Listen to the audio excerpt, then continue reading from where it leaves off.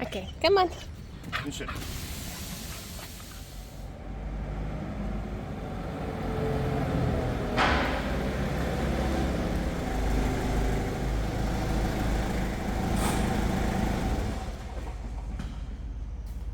How you going, guys? Curtis from Cutting Edge Engineering. Today's job, we have a final drive spindle that's come in for repair off a D11 Bulldozer. So the final drive spindle is a key part to the drive system on the machine. This mounts onto the side of the chassis, and then through a gear reduction, the power is transmitted from the transmission to the tracks of the machine to make it move back and forward. So the reason this has come in for repair is the duocone retaining assembly needs to be upgraded and replaced. If you've been watching our videos for a while, you may have seen where we did a duocone upgrade on a D10 final drive hub. The hub is the other half of the final drive assembly. It also has a corresponding duocone retaining assembly on it, and once the duocones are installed, those faces are to meet and they will make the mechanical seal. But a common problem is if there is any wear or damage to the sealing face where the O-ring sits, it's going to leak. And that's because the nature of this component and where it is on the machine, it is exposed to a lot of debris. And that's what's happened with this one. Dirt and moisture has gotten in behind the O-ring and it has actually eroded the material. So now that it is a very rough surface, the O-ring won't seal. But the OEM does offer a replacement duocone retaining assembly, so the spindles can be reused,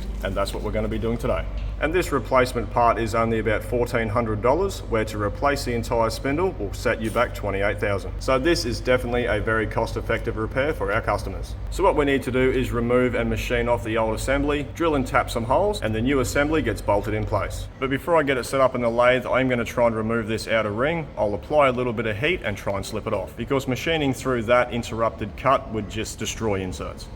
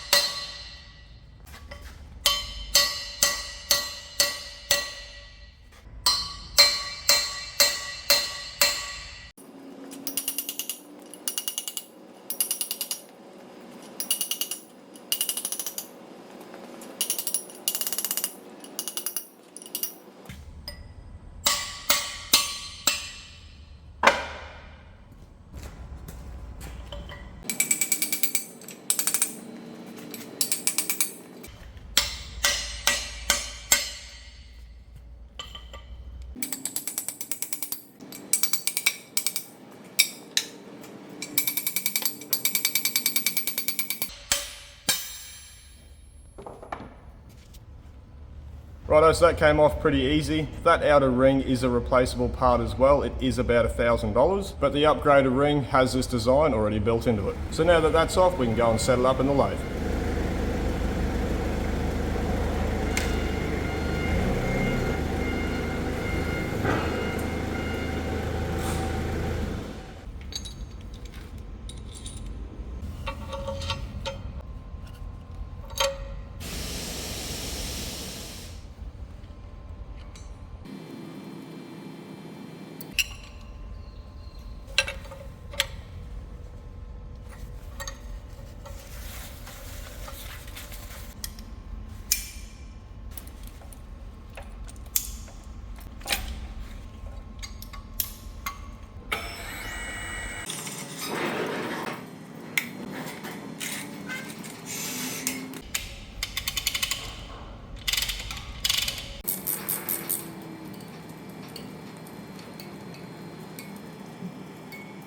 So for anyone wondering, this weighs about 450 kilo or around about 1,000 pounds.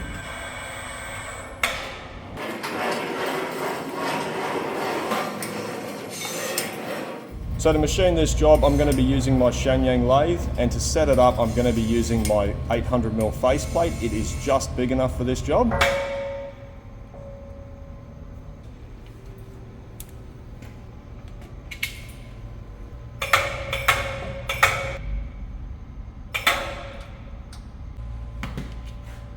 And I'll also be using a pipe center in the tailstock to push the spindle into the faceplate to add a bit of extra support. But before I lock the tailstock in position, I'm going to fit the upgrade ring over it so I can test fit as we're machining.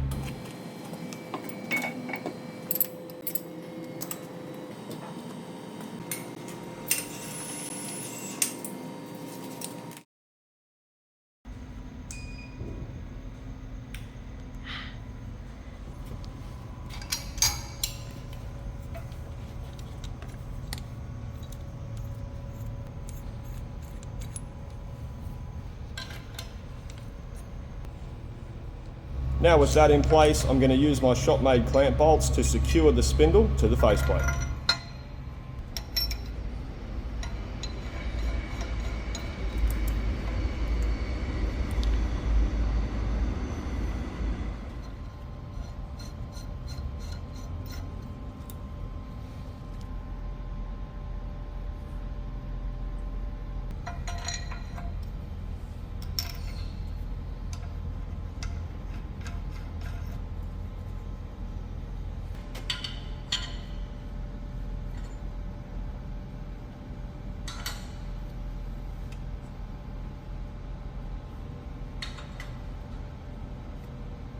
So now that that's set up, we're just going to check it for run out and bump it into position.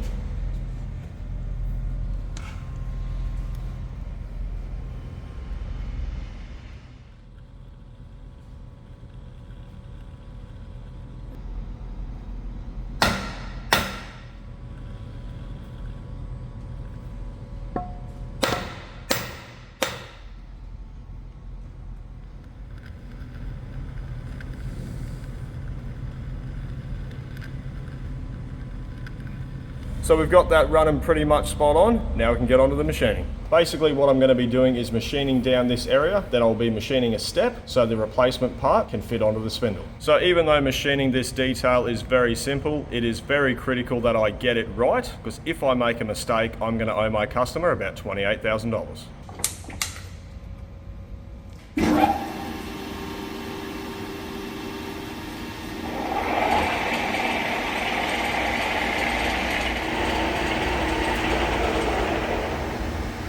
So for this repair, we are following an OEM salvage procedure. Because of the nature of that data, we won't be showing all of the measurements and the dimensions.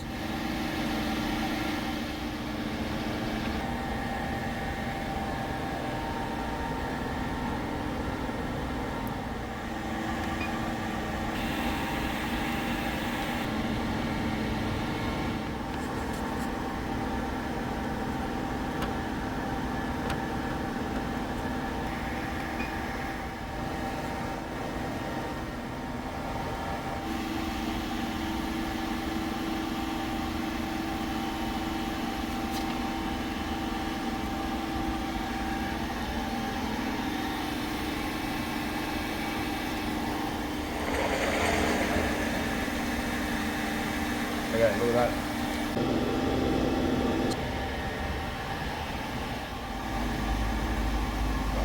There we go.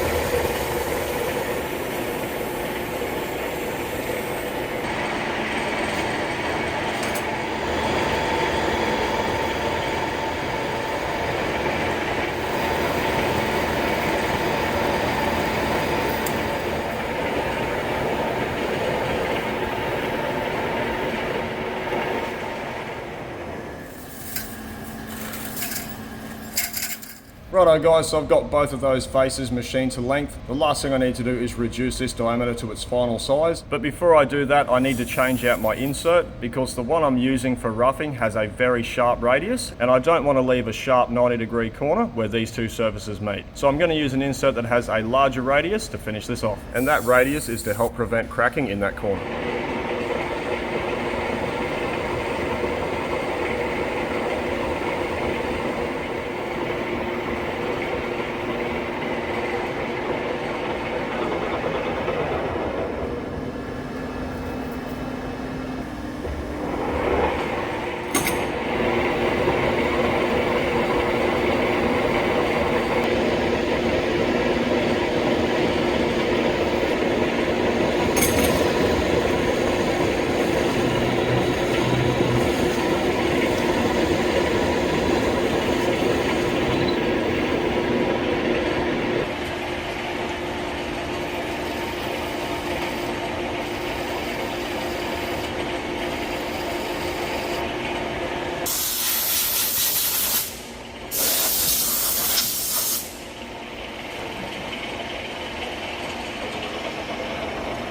So I've got that diameter machined to within 0.1 of a mil. I'm just going to test fit the ring.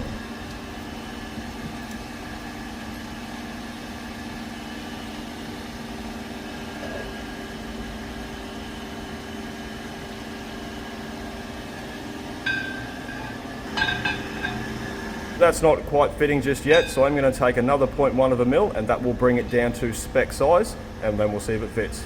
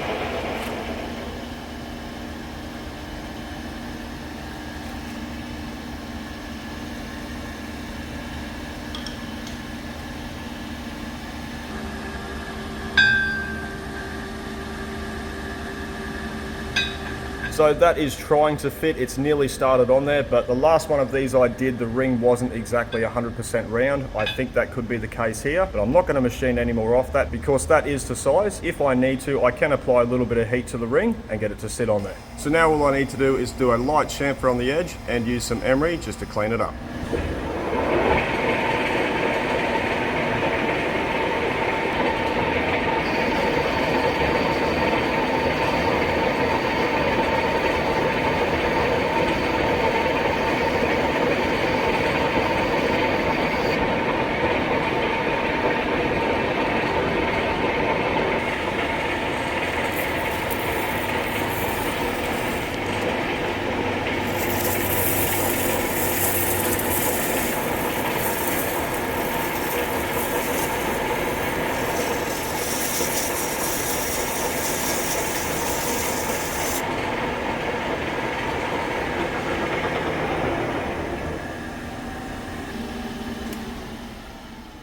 So that's all the machining completed on our spindle. That was very straightforward and trouble-free. Now we can get it out of the lathe and go set it up for drilling the holes.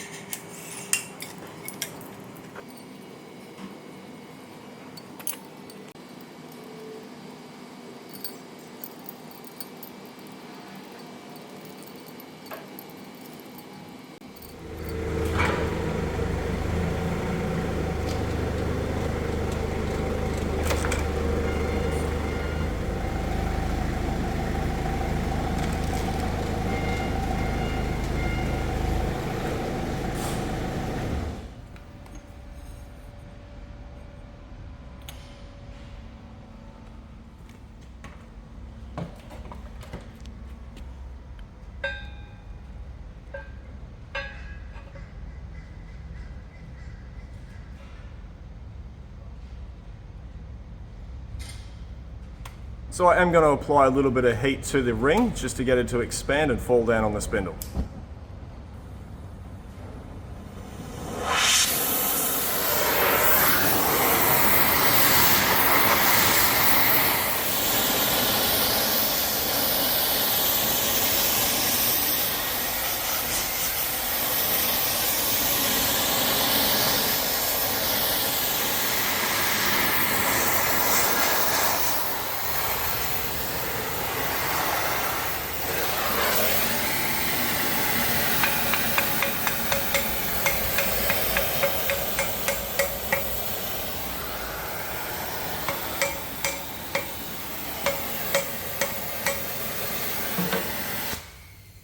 Now that that's in position, I'm going to use my transfer punch to mark the hole locations. And all up, there will be 12 bolt holes.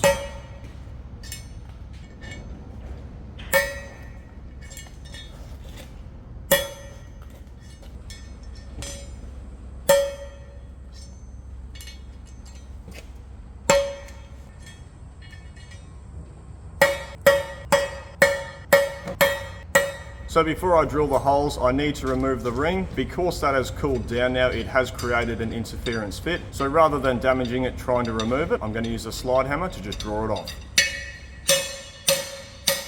Some of you might notice there are 4 extra holes in the ring and they have a thread in them. So when you are disassembling this, you can wind bolts into those and you can draw the ring off like that. But that damages the machine surface, so I'm just going to stick to the slide hammer.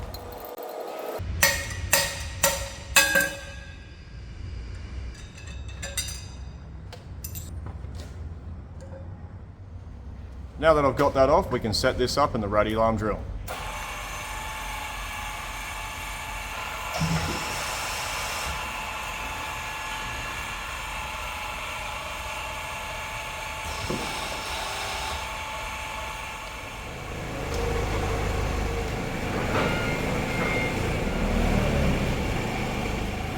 So in case anyone's wondering why am I using shackles to lift with instead of a lifting strap, the reason for that is it becomes basically a solid joint and it doesn't allow the part to move. If you lift with a strap, they generally get a bit of movement and it takes time for them to slow down and you can potentially damage things. It's also for a height clearance because the drill only goes up so high, it is quite difficult to get larger jobs into it, so I just use something like this.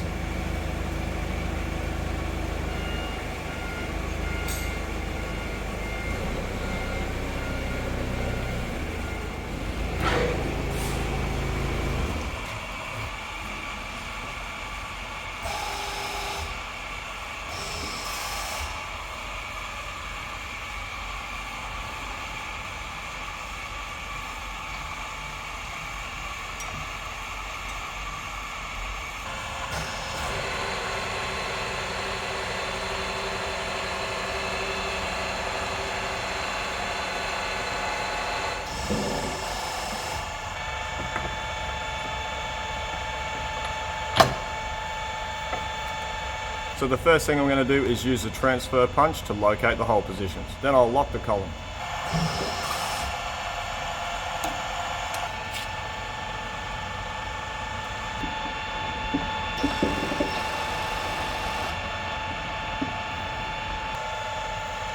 To drill the holes, I'm going to be using a brand new Sutton 8.2mm drill.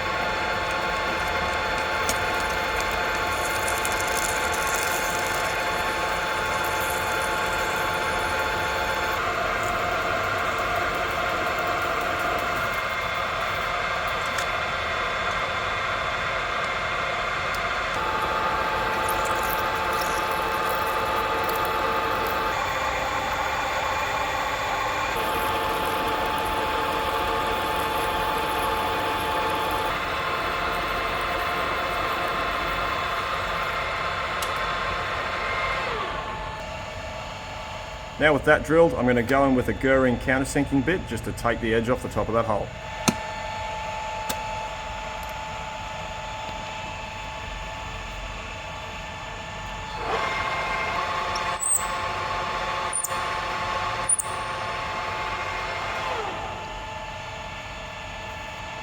And to tap the hole, I'll be using a Sutton 3/8 UNC spiral tap.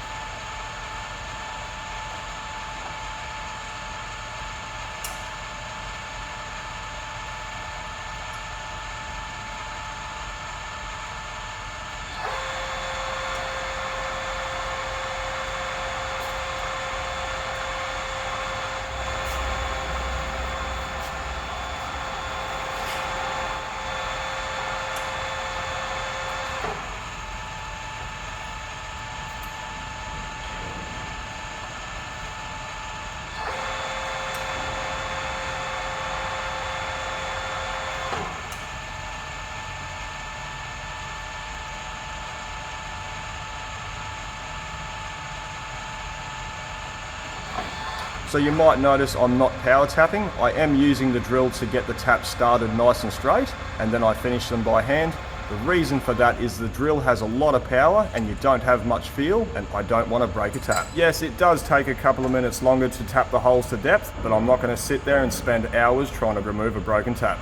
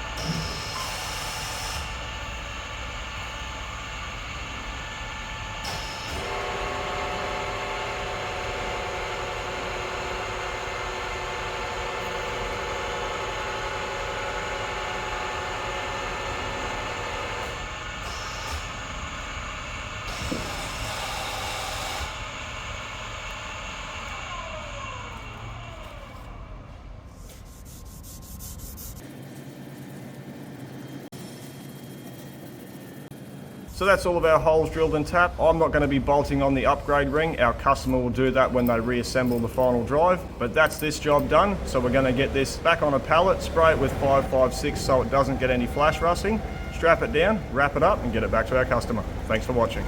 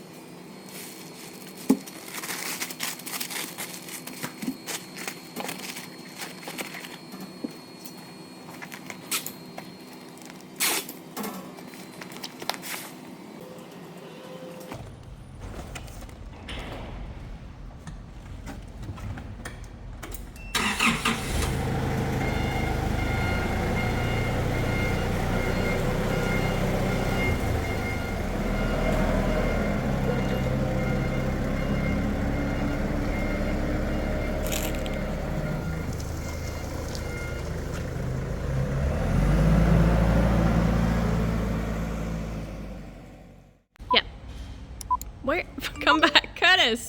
That's far enough. Yep. So the final drive spindle is a key oh wait, what'd you say? So the final drive oh my god. So, oh fuck, now I'm really done. So the final drive Right, you ready? Am I starting again? Yeah. But I said so much. Right. Fuck, where we start from? And it transmits the power from the transmission to the track hubs. Oh fuck. And it transmit power, retains the duocone, is the pitting from rust and debris. And so now that that's off, we can go get it. Fuck off, train. Oh fuck, I've already lost the first bit. So you might notice I'm not power tacking. Fuck. So you might notice I'm not power tapping. The reason, So you might notice I'm not power tapping. I am using the drill to get the oh fuck. Hang that on the wall. Yeah, that looks cool. It's like a big crown.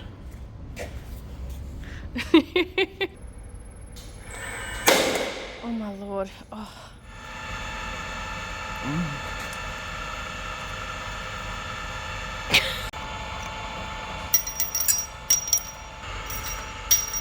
I think we'll run it at, what do we got?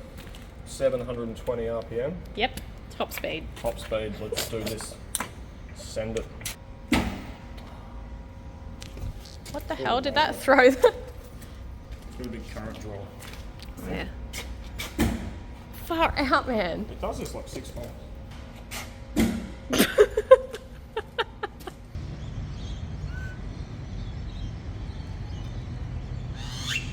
Oh, that one doesn't like homeless.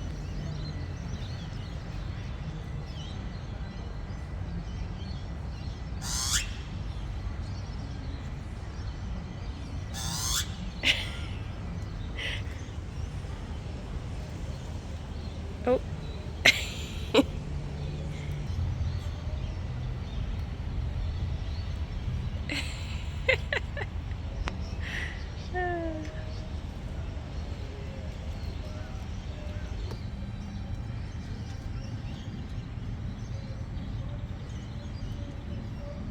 Ooh, he's keen.